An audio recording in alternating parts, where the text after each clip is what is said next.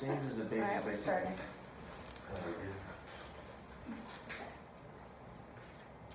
What if I told you I believe we shouldn't make seatbelts anymore? Seatbelts promote unsafe driving, therefore if we don't put them in cars anymore, drivers won't speed and drive recklessly and all accidents will be avoided. Would you say I'm out of my mind, or would you say, you know what, Taylor, that's a hell of an idea, I like it? I'm guessing you would tell me that I'm absurd and that makes no sense. And when applying this thought process to the act of withholding comprehensive sex education from teenagers, I can't help but come up with a similar conclusion that this just doesn't make any sense. Today I'm going to talk about teen pregnancies, the realities and challenges of it, and what we can do to try and reduce it. Most of us today have either seen or heard of the TV shows 16 and Pregnant or Teen Mom. These shows put some type of positive spin on pregnancy, which leads young girls and guys to believe that every situation has the same or similar outcomes of the show's scenarios. Pregnancy and birth are significant contributors to high school dropout rates among girls. Only about 50% of teen mothers receive a high school diploma by the age of 22, whereas approximately 90% of women who do not give birth during adolescence graduate from high school.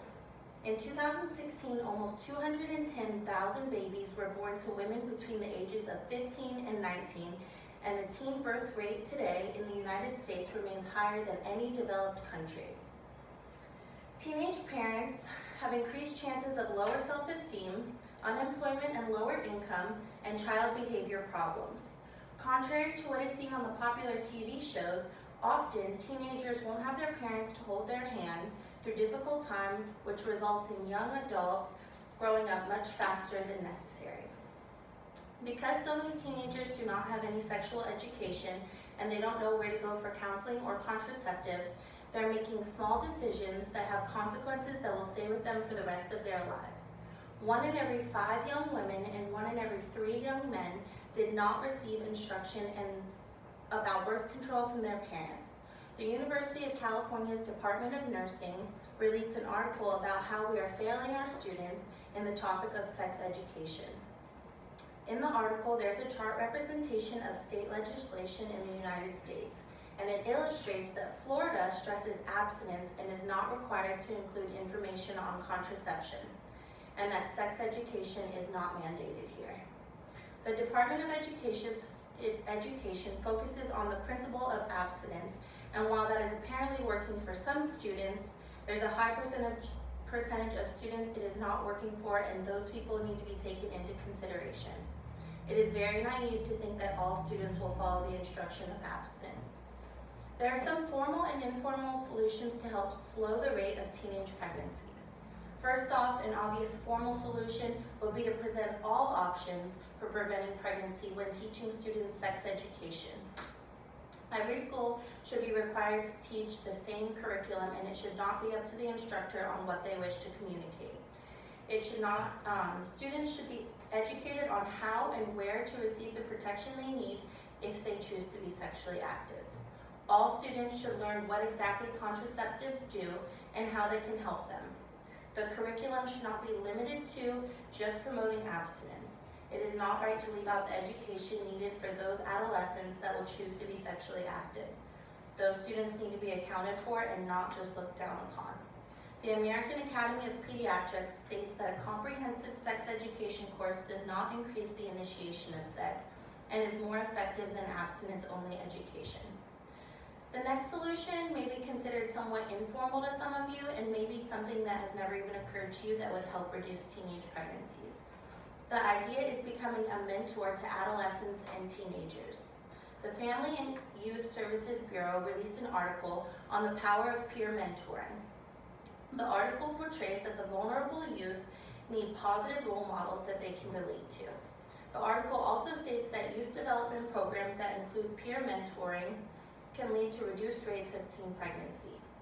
Mentoring groups tend to focus on what the adolescents should be doing and not so much on what they shouldn't be doing. They focus on the strengths of the individuals and not the weaknesses, leading them to feel a sense of worth and self-esteem. The curriculum of the mentoring program teaches self-awareness, future focus, and mentoring as a way of life. Mentoring programs tend to fill an unmet need, maybe something that the individual isn't receiving at home and could end up looking for in a sexual partner. Peer mentors close in the age of mentees can often connect better with the students and seem to be more available. A lot of the mentees end up becoming mentors, keeping their values true with the lessons they teach becoming part of who they are. If solutions are implemented and adolescents are well informed with comprehensive sex education, they can then make decisions that are more favorable to their future and to their health. Adolescents will be educated on how to use contraceptives to make sure that they stay on track with their goals, which entails staying focused, educated, and keeping themselves out of bad situations.